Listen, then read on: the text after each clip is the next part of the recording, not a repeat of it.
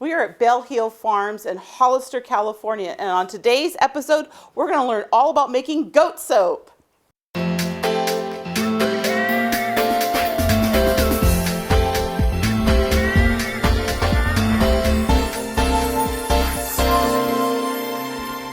Janet, why don't you tell me a little bit about our baby goat, China, here that John's holding? Well, she was the last one that was born. She was born in March, and we have some February kids that are out here, and we have the March kids in the barn, and then we have the milkers out here in the other pen. So how many kids did you have this year? I think 21. Wow, that's a lot of kids. And then how many, and you call the girls milkers then, and how many milkers do you have? I have 6 right here that I'm hand milking twice a day. Okay, well, let's just take a walk down and go take a look at them. All right. These are the February kids. They like to play. And then over here are our milkers. I know there's a difference in the 2 different kinds of goats you have. Could you just kind of explain that to us? We have Alpines and La Manchas. The Alpines have the ears, and the La Manchas have ears, but they're very short. And I love the bells. Tell a little bit about the bells on the goats. Well, the name of our farm is Bell Hill, and so the goats have bells on. They're Swiss bells, and they make a really nice sound. They do. Listen, I love the sound. They're great. And it was funny because you told me some of the bells cost more than the goats. I just love that. Well, let's keep on moving, and we're going to see how to make some soap. All right. I'm here with John Losey from Bell Hill Farms, and John is going to walk us through the first step of how to make goat milk soap. So, John, tell us this process. I'm fascinated. Well, goat milk soap is made from essentially goat milk, of course. We mix lye with it. We mix some fats and oils with it.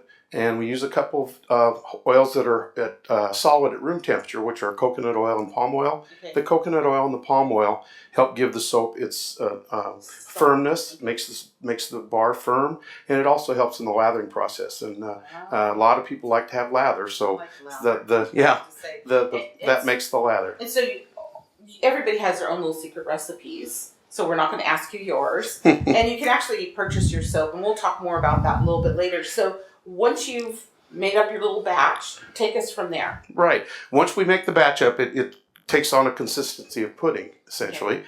So we pour it into a mold, which we have here. Once the mold is hard, it's a solid, as you can feel. It's solid enough. Ooh. And so we pop it out of the mold. Just pop these off. And these molds we've purchased off the internet. So they're not anything that's proprietary here. So once you pop it out of the mold, you end up with a loaf. Can I hold it? So sure. You have a loaf of soap. Oh, and great. This is the unscented, so you won't have any fragrance in it. Yeah, we have a lot of folks that are, fragrances don't get along very well. So, okay. So also we purchased this off I actually found this from a gentleman on Etsy. Oh, really? Yes, he makes these, and he likes to. We ordered it, and he was so backed up it took him like 2 months for us to get this but it's essentially made a wood frame. It has guitar strings, and it actually has guitar string what is that? to keep the strings tight. So you put the loaf in the mold. Just get nice steady pressure on down through the soap until it pops. You can even hear you can even hear the strings. And so we pull this out, and we have soap in nice even bars. And then I just do the next one and pop that out. And there you go. I'm trying to arrange them already. Yeah, go ahead. So Knock yourself out. So the next step is we label it. Okay. And we label the date that it was made. Okay. This will go onto a curing tray. Okay. It takes 30 days for the saponification process to complete to bring the pH down enough so you can use it. So 30 days for it to 30 settle days down. to cure, yes. The other half of this team at Bell Hill Farms is Janet Losey. Janet, hello. And Janet is going to show us, they do all their carving by hand. There's soap. So it's, you have the raw that John showed us, and now you're going to show us how to, How we prepare it for sale. thank you. And what we do is we bevel the edges. I use a paring knife and just cut the edges off like this. Kind of like you're peeling an apple, huh? Yep. I love that you do this by hand. Well, it doesn't waste very much soap, and it makes the bar look nice on the tray. And then there's no sharp edges in the shower either. Wow, look at that. I've done hundreds of these. Okay? And then with the shavings, I make laundry soap.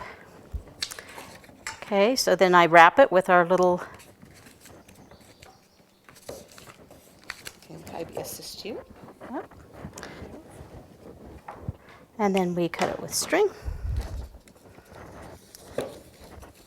It's just like wrapping a package in the old days. Yep.